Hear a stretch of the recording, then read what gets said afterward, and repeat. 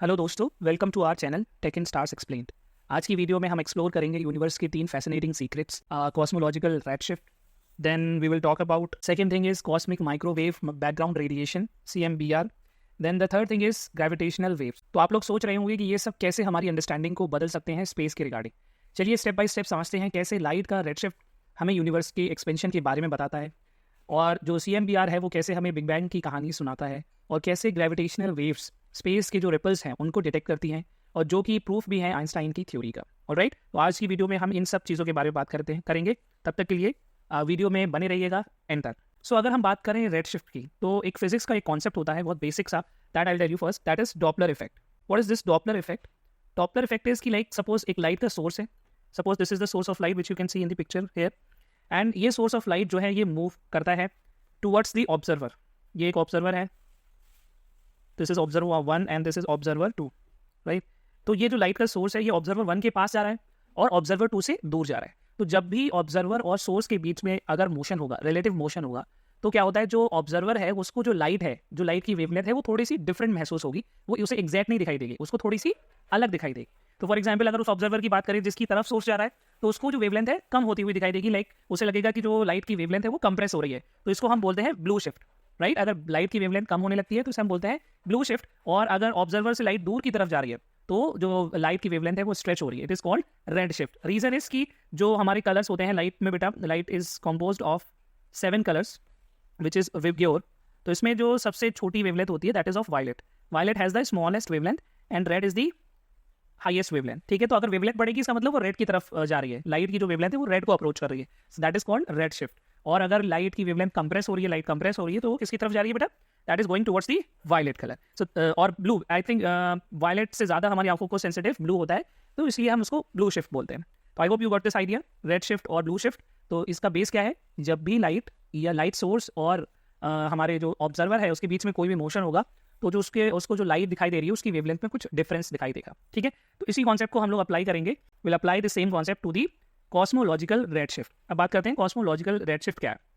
तो red shift अभी मैंने बताया था, इसमें either the source will move और दी ऑब्जर्वर विल मूव, ठीक है, तब ये चीज़ हमें महसूस होगी। बट अगर हम कॉस्मोलॉजिकल रेड शिफ्ट की बात करें, ये थोड़ा सा डिफरेंट है। इसमें क्या होगा, ना तो ऑब्जर्वर मूव करेगा ना ही सोर्स मूव करेगा। मूव कौन करेगा? Then the space between them, जो उनके बीच का स्पेस है वो स्ट्रेच होने लगेगा या कंप्रेस होने लगेगा, राइट। तो इस चीज़ की वजह से क्या होता है, हम लोग कह सकते हैं कि जो हमारे जो ऑब्जर्वर और जो ऑब्जेक्ट जो सोर्स है उसके बीच की दूरी बढ़ रही है या घट रही है, राइट। तो this is the explanation of the cosmological red shift, right. ये समझ में आ गया पहला डिफरेंस, कि ना तो इसमें ऑब्जेक्ट के मूव करने से हो रहा है और ना ही ऑब्जर्वर के। This difference is coming due to the expansion और contraction of the space, right. समझ में आ गया। तो अगर जो है यूनिवर्स एक्सपैंड होगा तो किधर की तरफ शिफ्ट होगी light? That will shift towards the red side. Why? Because red has more wavelength. और अगर कंप्रेस होगा तो it will shift towards the blue side, ठीक है। तो अभी एक साइंटिस्ट थे, उनका नाम था Edwin Hubble, right. Edwin Hubble, जिन्होंने ये ऑब्जर्व किया कि जो दूर वाली गैलेक्सीज हैं उनमें मोस्टली रेड शिफ्ट दिखाई देता है। मतलब ये गैलेक्सीज दूर तो हैं ही ऑलरेडी, ये और भी दूर हमसे जा रही हैं, राइट, और भी दूर हमसे जाती जा रही है, मूव करती जा रही है। तो इस डिस्कवरी से जो हमें पता चला, उससे ये पता चला कि जो यूनिवर्स है वो क्या हो रहा है, एक्सपैंड हो रहा है। मतलब ये जो चीज़ें दूर जा रही हैं, तो ना ही ये गैलेक्सी मूव कर रही है अपनी जगह पे, ना ही जो लाइक ऑब्जर्वर है वो मूव कर रहा है, तो मूव कौन कर रहा है? The space between them. So ये जो स्पेस है वो कहीं ना कहीं एक्सपैंड हो रहा है, राइट। तो इसी भी चीज़ को कहा गया एक्सपेंशन ऑफ यूनिवर्स, राइट। समझ में आ गया। तो cosmological red shift is expansion of universe which is explained bye Edwin Hubble. तो इसमें जो सबसे ज़्यादा लाइक नोटिसेबल थिंग थी वो थी कि जो फार्दर गैलेक्सीज हैं, जो दूर वाली गैलेक्सीज हैं, वो हमसे बहुत तेज़ी से और दूर जाती जा रही हैं, right. Edwin Hubble and in 1929, that is an important date, ठीक है। चलिए लेट्स मूव अहेड। अब बात आती है कि हम इस कैसे कैलकुलेट करें कि रेड शिफ्ट लाइक पॉजिटिव है या नेगेटिव है, या जो है कि लाइक हम कोई भी गैलेक्सी है वो हमारे पास आ रही है या हमसे दूर जा रही है। तो उसको एक्सप्लेन करने के लिए साइंटिस्ट ने एक पैरामीटर दिया जिसे हम कहते हैं Z, right. There is a factor which is known as Z। Z is nothing but the change in the wavelength observed divided by change the original wavelength of the light or the wavelength at the rest position. So lambda जो आपको महसूस हो रही है colour, और जो lambda उसका actual है, divided by lambda at rest, that is equal to the speed, जिस स्पीड से कोई भी जो गैलेक्सी है, जो ऑब्जेक्ट है वो पास या दूर जा रही है, that is v here, right। कोई भी चीज़ किस स्पीड से पास या दूर जा रही है, that is the speed of approach और recede, ठीक है। This is the v and this c is what here? Speed of light, ठीक है, दैट वी नो। तो इस फॉर्मूले से हमें जो है ना क्या पता चल जाता है, Z की वैल्यू पता चल जाती है। तो सपोज अगर लैम्डा ऑब्जर्व जो है वो एक्चुअल से ज़्यादा है, तो z की वैल्यू पॉजिटिव आएगी, right. And if the z value is positive it means it's a red shift, ठीक है, इसको हम बोलेंगे रेड शिफ्ट है, ठीक है। अगर z की वैल्यू पॉजिटिव आती है that is called red shift, ठीक है ना।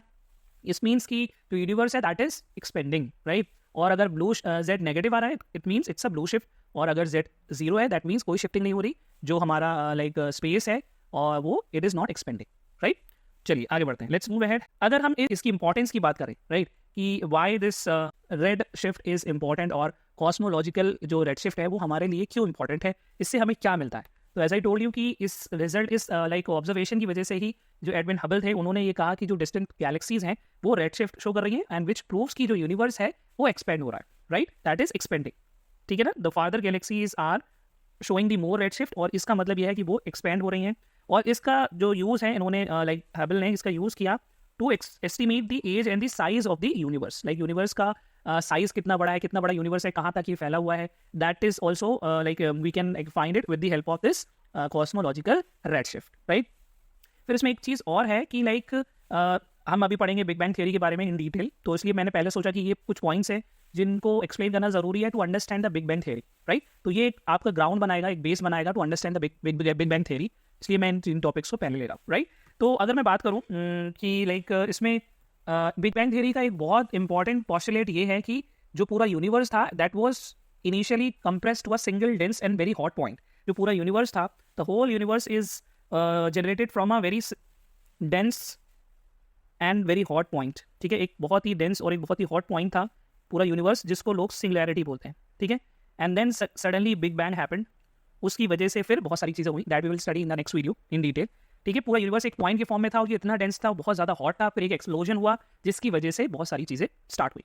तो ये जो हमारा यूनिवर्स का एक्सपेंशन का जो एक बहुत बड़ा रीज़न है वो उसको हम एक्सप्लेन कर सकते हैं through red shift, cosmological red shift. तो एक हम कह सकते हैं जो कॉस्मोलॉजिकल रेड शिफ्ट है दैट इज अ प्रूफ कि जो हमारा यूनिवर्स है वो एक्सपेंड हो रहा है। और यूनिवर्स लाइक स्टार्ट कहाँ से हुआ है, that is started from a very hot and dense point which is known as singularity, ठीक है। अगर हम बात करें लाइक किसी भी गैलेक्सी की डिस्टेंस मेजर करने के लिए, लाइक कोई भी गैलेक्सी हमसे कितनी दूर है, इसके लिए हबल्स ने एक लॉ दिया था that is called Hubble's law. तो it is use to measure the distance of galaxies. अगर कोई गैलेक्सी हमारे हमसे कितनी दूर है, कितने पास है, that can be obtained by the Hubble's law. इसके लिए formula we can write that is v is equal to h naught into d. So what is v here? V is the speed, जिस speed से जो कोई भी Galaxy हमसे दूर जा रही है, right, it is the speed by which the galaxy is going away from us. And यहाँ पे h naught is a Hubble's constant, इसकी value is also very important, that is 70 kilometre per second per mega parsec, ठीक है। तो it can be asked कि h naught की value क्या होती है, तो h naught is 70 kilometre per second per mega parsec, ठीक है, हाँ। एंड देन जो d है that is the distance of the Galaxy from the earth, उस गैलेक्सी की हमारे अर्थ से कितनी डिस्टेंस है, दैट इज ऑल्सो इंपॉर्टेंट। तो यू कैन सी हियर जो गैलेक्सी की जो स्पीड है, किस स्पीड से गैलेक्सी हमसे दूर जा रही है, that also depends on it's distance. जितनी ज़्यादा इसमें डिस्टेंस होगी उतनी ज़्यादा स्पीड से वो गैलेक्सी हमसे दूर जाएगी। So that is a very like important factor है जो आपको पता होना चाहिए। तो इसमें मैंने एक चीज़ मेगा पारसेक की बात करी, it is written in short MPC, तो ये आपको पता होना चाहिए व्हाट इज MPC, राइट। ये भी एक डिस्टेंस की यूनिट है जो एस्ट्रोनॉमी में यूज होती है। 1 parsec is equal to, parsec आपको पता होना चाहिए, 1 parsec is equal to how many kilometres, so it is almost 3.26 light years, ठीक है। Light year is also a unit of distance, ठीक है। 1 parsec is equal to 3.626 light years and 1 light year is equal to, अगर 1 light year की बात करें तो that is almost 9.46 into 10⁵ metres, ये इतनी डिस्टेंस होती है, right. So these values you should know, right. चलिए आगे बढ़ते हैं। रेड शिफ्ट का जो डेटा है और जो हबल्स कांस्टेंट है, इसका यूज़ करके जो साइंटिस्ट है वो यूनिवर्स की एज भी एक्सप्लेन कर पाते हैं, ठीक है। तो अभी जो यूनिवर्स की एज बताई जाती है that I will be telling you in the big bang theory video also. Age of universe जो एस्टिमेट की जाती है that is almost 13.8 billion years, ठीक है, right. This is the age of our universe. And similarly if I talk about size of observable universe that is almost 93 billion light years, ठीक है। इतना universe हम अभी तक एक्सप्लोर कर पाए हैं, राइट, ठीक है। इससे ज़्यादा दूर की जो लाइट है वो हम तक नहीं आ पाती क्योंकि हमारी एज ही उतनी नहीं है, ठीक है ना। इतनी ही डिस्टेंस तक लाइक हम लोग जो है लाइट को हम लाइक इतनी दूर तक की ही हम इंफॉर्मेशन कलेक्ट कर सकते हैं, ठीक है, क्योंकि उससे पहले की इन्फॉर्मेशन हम तक नहीं पहुंच सकती क्योंकि हमसे वो बहुत दूर है, ठीक है ना। चलिए आगे बढ़ते हैं। So let's do one question now, one practice question. Question is की, so the question is key regarding cosmological redshift. Consider the following statements. It occurs due to the expansion of space itself, not because the motion of galaxies through space. Yes, so that is true. It provides the observational evidence in the support of the Big Bang theory. Yes, I told you, it explains the occurrence of the Big Bang theory. Then the greater the redshift of a galaxy, the farther away it is from us. Yes, ये भी बात Edwin Hubble ने कही थी कि जो जो distance galaxies हैं वो रेडशिफ्ट ज़्यादा शो करती है. So I think which option is correct for this? So option D is correct. 1, 2, and 3 all statements are correct. Chaliye, let's move ahead. Now let's discuss another term which is important to understand the like Big Bang theory, which is CMBR. CMBR means the full form is cosmic microwave background radiation. Cosmic microwave background radiation. So अगर इस like it's a kind of electromagnetic wave. ये एक electromagnetic radiation है, ठीक है, like light. ये भी एक तरीके का रेडिएशन है जो इनविजिबल होता है. इट इज इनविजिबल, राइट, ये हमें दिखाई नहीं दे सकता, राइट. एंड इसकी अगर हम वेवलेंथ की बात करें, it's wavelength lies between 1 mm, ये 1 mm से लेके 1 मीटर के बीच में कुछ भी हो सकता है, राइट. इसकी वेवलेंथ जो है वो 1 मीटर से लेके 1 मिलीमीटर से लेके 1 मिलीमीटर के बीच में कुछ भी हो सकती है. तो ये एक बहुत लाइट थर्मल रेडिएशन है जो पूरे यूनिवर्स में फैला हुआ है, सबसे पहली बात, ठीक है. So that is why it is background radiation means it is the universe is filled with this radiation. पूरा यूनिवर्स जो है वो लाइक इससे भरा हुआ है. Got it. And it's a radiation, so electromagnetic wave, so it's a radiation. ये इसके बारे में कहा जाता है कि ये जो रेडिएशन है, this radiation is the like left out energy after big bang. जो बिग बैंग के बाद जो एनर्जी बची थी, जो बिग बैंग हुआ उसके बाद जो एनर्जी बच गई थी, that is basically the cosmic microwave background radiation. तो इसलिए इसको कभी कभी after glow of the big bang भी कहा जाता है, right. I hope you understood, ठीक है. तो बेसिकली जब लाइक बिग बैंग हुआ था तो उस वक्त यूनिवर्स बहुत ही गर्म और डेंस था, एज आई टोल्ड यू. फिर जब यूनिवर्स थोड़ा थोड़ा कूल होता गया, ठंडा होता गया, it took almost 380 years after the Big Bang. After the Big Bang means after almost 380,000 years. जब यूनिवर्स थोड़ा कूल होना स्टार्ट हुआ, तब क्या हुआ कि जो लाइक फोटोन्स फ्री होना स्टार्ट हो गए, ठीक है. मतलब जो लाइट थी वो निकलने लगी. जो उसके बेसिकली जब यूनिवर्स ठंडा हुआ तो जो हाइड्रोजन एटम्स थे वो क्या हुए, वो गर्म से ठंडे हो गए. तो कोई चीज़ जब गर्म से ठंडी होती है तो वो क्या करती है, हीट रेडिएट करती है. तो वो उसमें क्या हुआ, उसने फोटोन्स एमिट किए. तो उसी फोटोन्स को हम अभी आज क्या बोल रहे हैं, कॉस्मिक माइक्रोवेव बैकग्राउंड रेडिएशन, ठीक है. चलिए आगे बढ़ते हैं. Then, as I told you, about 380,000 years after the Big Bang, the universe was cooled down and the electrons plus protons they combined and the neutral atoms were formed like hydrogen. तो hydrogen जब बना तो उसके जो गर्म था बहुत, अब वो जब ठंडा हुआ तो उसने क्या किया, एनर्जी को रेडिएट किया, ठीक है. चलिए फिर क्या हुआ, जो फोटोन्स थे जब वो बाहर निकले और उन्होंने वहाँ पे जो photons is basically what, photon is electromagnetic wave और रेडिएशन. फोटोन एक इलेक्ट्रोमैग्नेटिक वेव ही है, ठीक है, क्योंकि जो इलेक्ट्रोमैग्नेटिक वेव है वो एक जगह से दूसरी जगह फोटोन की फॉर्म में ही ट्रेवल करती है. तो बेसिकली फोटोन्स फ्री हुए, जिसे आज भी स्पेस के अंदर टहल रहे हैं, जिसे हम कॉस्मिक माइक्रोवेव बैकग्राउंड रेडिएशन के नाम से जानते हैं, राइट, ठीक है. अब इसकी तरह डिटेक्शन के बारे में बात कर लेते हैं. या सबसे पहले हम प्रॉपर्टीज के बारे में बात करेंगे कि इनकी क्या प्रॉपर्टीज होती हैं, राइट. तो these are considered as microwave radiations. I told you कि इनकी जो वेवलेंथ है that will lie between 1 millimetre to 1 metre. इनका टेम्परेचर बहुत ही कम होता है. This is all like only 2.7 kelvin. I hope you can imagine this. 2.7 kelvin is very very less. अगर मैं डिग्री सेल्सियस में बात करूँ तो 2.7 प्लस माइनस 273 आप इसमें ऐड करोगे, so it will be like how much, it is close to minus 271.3 degree Celsius, ठीक है. तो you can imagine how less temperature is this. Like ये टेम्परेचर एब्सोल्यूट 0 केल्विन के बहुत करीब है. और अगर इस माइक्रोवेव की बात करें तो इस रेडिएशन की तरह बात करें तो it is spread uniformly in all the directions. Like पूरे जो यूनिवर्स का अगर हम कहीं सेंटर माने तो उस मतलब पूरे यूनिवर्स में हर जगह इसकी जो डेंसिटी है, इंटेंसिटी है, दैट इज यूनिफॉर्म. कहीं बहुत ज़्यादा इसमें डिफरेंस नहीं देखने को मिलता, बस थोड़ा थोड़ा कहीं थोड़ा सा डिफरेंस देखने को मिलता है. वो वही रीज़न है जो क्या हुआ कि जो डेंस फिर और उससे हेवनली बॉडीज बनी, जैसे प्लैनेट्स बने, फिर गैलेक्सीज बनी, वो फ्लक्चुएशन की वजह से ही हुआ, ठीक है. That we will discuss some other time. अभी के लिए हम ये कहेंगे कि जो माइक्रोवेव रेडिएशन है that is uniform throughout, right, ठीक है. ये हर डायरेक्शन में इसकी इंटेंसिटी सेम है.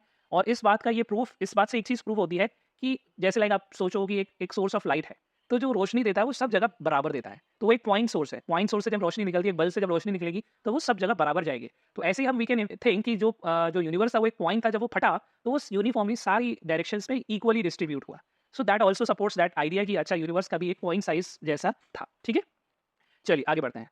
देन अगर हम लाइक कुछ स्पेस मिशंस भी हुए थे जिन्होंने लाइक इसको स्टडी करने के लिए कि CMBR को स्टडी करने के लिए बहुत सारे स्पेस मिशंस भी हुए. 1989 में एक स्पेस मिशन हुआ था कोप. देन 2001 में WMAP हुआ था. Then Planck in 2009. Planck was most detailed and accurate map of CMBR. ये सबसे ज़्यादा एक्यूरेट था, right. It was most accurate mission. इन्होंने ज़्यादा डिटेल लाइक स्ट्रक्चर दिया इसका CMBR का. And it was done by European Space Agency ESA, right, ठीक है.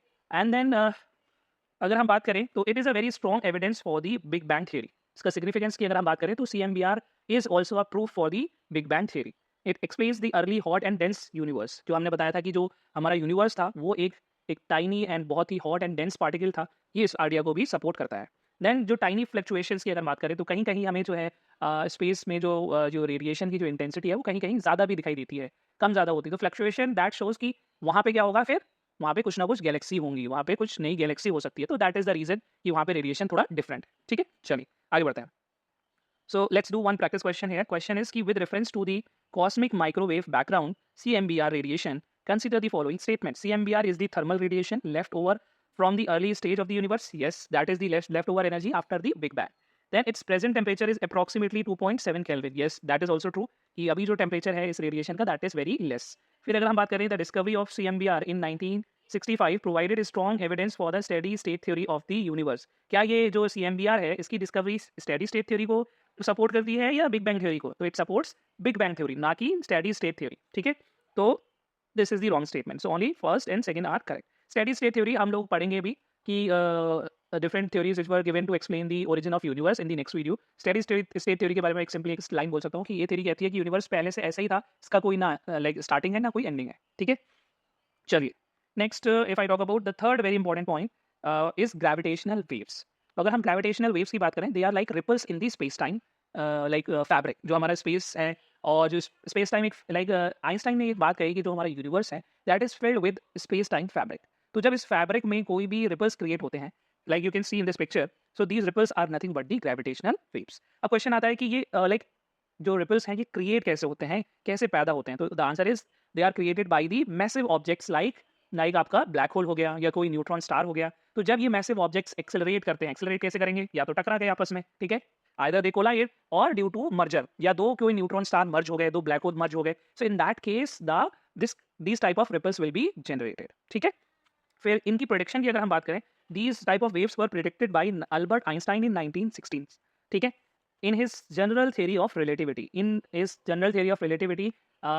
he predicted about this idea कि यूनिवर्स में ग्रेविटेशनल वेव्स जो है वो एग्जिस्ट करती हैं। ठीक है, ओके, और you will not like believe this thing कि ये चीज़ प्रूव कब हुई है, फिर उसके ऑलमोस्ट 100 ईयर्स लेटर ये चीज़ प्रूव हुई कि हाँ सच में यूनिवर्स में जो है वो लाइक ग्रेविटेशनल वेव्स जो है वो एग्जिस्ट करती हैं। अभी हम इसके बारे में डिस्कस करेंगे। And if you want me to discuss about the general theory of relativity also, just let me know in the chat box और कमेंट बॉक्स में आप लोग लिखिए। Will make a separate video on general theory of relativity. ठीक है, अगर इन waves की बात करें तो they also travel with the speed of light. ये जो वेव्स हैं ये भी स्पीड ऑफ लाइट से ही ट्रेवल करते हैं। तो स्पीड ऑफ लाइट कितनी होती है? That is 3 × 10⁸ metre per second. ठीक है, yes, so we were talking about the gravitational waves. Let's move ahead and let's discuss कि ये जो ग्रेविटेशनल वेव्स होती हैं वो कैसे पैदा होती हैं। ठीक है, इनकी कॉजेज़ के बारे में बात कर लेते हैं, इनके प्रोडक्शन के बारे में बात कर लेते हैं। ठीक है, तो सबसे पहला है due to the collision of the black holes और द न्यूट्रॉन स्टार्स। ठीक है, तो ब्लैक होल्स की अगर मैं बात करूँ, in short we don't have enough time here to discuss the black holes, will have separate discussion about the black holes. तो अगर मैं ब्लैक होल्स की बात करूँ, ठीक है, तो ब्लैक होल्स इज लाइक कि ये एक ऐसी ऑब्जेक्ट है जहाँ ग्रेविटी बहुत ही ज़्यादा स्ट्रॉग है। मीन्स इतनी स्ट्रॉग है कि लाइट भी वहाँ से स्केप नहीं कर सकती। राइट, अब ये बनता कैसे है, सवाल ये उठता है। तो जब कोई मैसिव स्टार है उसका कोर कोलैप्स हो जाता है और मास क्रिटिकल लिमिट से ज़्यादा हो जाता है तो वो ब्लैक होल बन जाता है। ठीक है, तो that critical limit is 30 CSR, Chandrashekhar limit. ठीक है, अगर उससे ज़्यादा है तो वो जो है मैसिव स्टार क्या बन जाएगा? एक ब्लैक होल बन जाएगा। ठीक है, इस ब्लैक होल का कोई सरफेस नहीं होता, बस एक इवेंट हॉराइजन होता है। ठीक है, इवेंट हॉराइजन मीन्स एक बाउंड्री एक होती है जहाँ से कुछ भी बाहर नहीं जा सकता। तो जब कोई दो मैसिव ऑब्जेक्ट्स मर्ज करते हैं तो वो क्या करते हैं? स्पेस टाइम को डिस्टर्ब कर देते हैं, उसकी वजह से जो है रिपल्स क्रिएट होते हैं। ठीक है, तो ये तो बात हो गई हमारी ब्लैक होल्स की। देन अगर हम बात करें न्यूट्रॉन स्टार की, neutron star is what? That is also this is first of all it's like a star, but ये बहुत ही ज़्यादा डेंस है और बहुत छोटा स्टार है। It's a very dense star and very small star. ठीक है, और इसकी अगर हम रेडियस की बात करें, इट्स रेडियस इज रफली लाइक आप बोल सकते हो कि इट इज़ रफली 15 to 20 किलोमीटर्स। ठीक है, ये बहुत ही ज़्यादा क्या है? डेंस होता है। और इसकी अगर हम बात करें मास की, मास यू कैन लाइक अज्यूम कि इसका मास जो है ऑलमोस्ट 8 to 20 टाइम्स ऑफ सन। इसका जो मास है वो लगभग सन के 8 से 20 गुना होता है। तो जब ये अपनी लाइफ के एंड में पहुंचता है, कोई एक मैसिव स्टार है और वो अपनी लाइफ के एंड में पहुंच रहा है, तो वो उसका जो कोर है वो क्या हो जाएगा? कोलैप्स हो जाएगा। वो कोलैप्स होकर वो क्या होगा? आउटर लेयर को बहुत तेजी से एक्सप्लोड कर देता है। राइट, उसकी देखो किसी भी स्टार के अंदर एक कोर होती है, दिस इज कॉल्ड कोर, और ये है बाउंड्री। ठीक है, दिस इज कॉल्ड बाउंड्री, और यू कैन से लेयर, जो आउटर लेयर है। तो जब ये कोर जो है, कोर बहुत ज़्यादा एक्सप्लोड कर गई, एक्सप्लोजन हो गया इस कोर के अंदर, ठीक है। इसके अंदर का जो सारा फ्यूल था वो सब यूज़ हो चुका है, fuel has been consumed now. तो अब ये कोर गिरने लगेगी, अब ये गिरेगी तो यहाँ पे इस लेयर को तोड़ देगी और एक्सप्लोजन होगा, इसको हम बोलते हैं supernova, that we call supernova, ठीक है। और जब ये सुपरनोवा होगा तो ये जो स्टार है that will convert to neutron star, ठीक है, that will convert to neutron star, ठीक है। और इसके एग्जाम्पल अगर न्यूट्रॉन स्टार की अगर मैं आपको देना चाहूँ तो pulsars are such neutron stars, ठीक है। इनके हम सिग्नल भी हम तक काफ़ी मिलते रहते हैं, ठीक है। तो ये हमारे ब्लैक होल और अगर न्यूट्रॉन स्टार कभी भी मर्ज करेंगे या कोलाइड करेंगे तो इनसे जो है ग्रेविटेशनल वेव्स जो है वो बनती हैं, supernova explosion I explain. And similarly अगर कोई जो हमारा न्यूट्रॉन स्टार है वो उसके अंदर कोई इरेगुलरिटी है, लाइक उसकी सरफेस पे माउंटेन्स हो सकते हैं, डिफॉर्मेशंस हो सकते हैं, वो कि जो कि तो उनकी वजह से भी क्या होता है, कंटिन्यूसली ग्रेविटेशनल वेव्स जनरेट होती हैं जब वो स्पिन करते हैं, राइट। तो जैसे कोई ये न्यूट्रॉन स्टार है उसकी सरफेस अनइवन है, so when it will rotate तो इसकी एसिमेट्रिसिटी की वजह से क्या होगा, सरफेस जो हमारा space time curve like fabric है दैट विल गेट डिस्टर्ब और उसमें रिपल्स क्रिएट होंगे, ठीक है। और ये जितना ज़्यादा तेजी से स्पिन करेगा उतनी स्ट्रॉन्ग वेव्स जो है वो जनरेट होती हैं। Then let's move ahead, let's discuss another thing, इसको डिटेक्ट कैसे करेंगे। तो इसको डिटेक्ट करने के लिए बहुत ही सेंसिटिव इंस्ट्रूमेंट्स चाहिए होते हैं, राइट। तो इसका पहला जो डिटेक्शन हुआ था that was done bye LIGO and it was made by USA इन 2015। तो फर्स्ट डिटेक्शन हुआ है 2015 में और लाइक आइंस्टाइन ने कब इसको प्रेडिक्ट किया था, Einstein predicted the existence of the gravitational waves in 1916। तो सोचिए ऑलमोस्ट लाइक 100 साल बाद ये चीज़ डिटेक्ट हुई।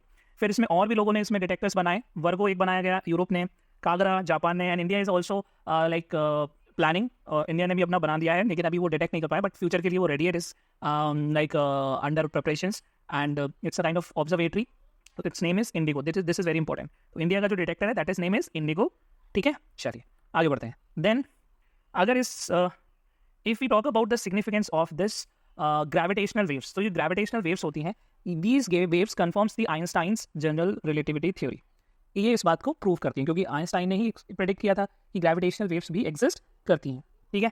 फिर उन्होंने ये कहीं ना कहीं एक ग्रेविटेशनल वेव्स एस्ट्रोनॉमी के लिए भी एक नया दरवाज़ा खोलती हैं, क्योंकि अब हम ब्लैक होल्स और इनविजिबल कॉस्मिक इवेंट्स को डायरेक्टली स्टडी कर सकते हैं जो पहले सिर्फ थ्योरेटिकल थे, ठीक है। तो ये एक नई चीज़ हम यहाँ पे हमारे लिए ओपन होती है, एक नया फील्ड एक ओपन होता है, राइट।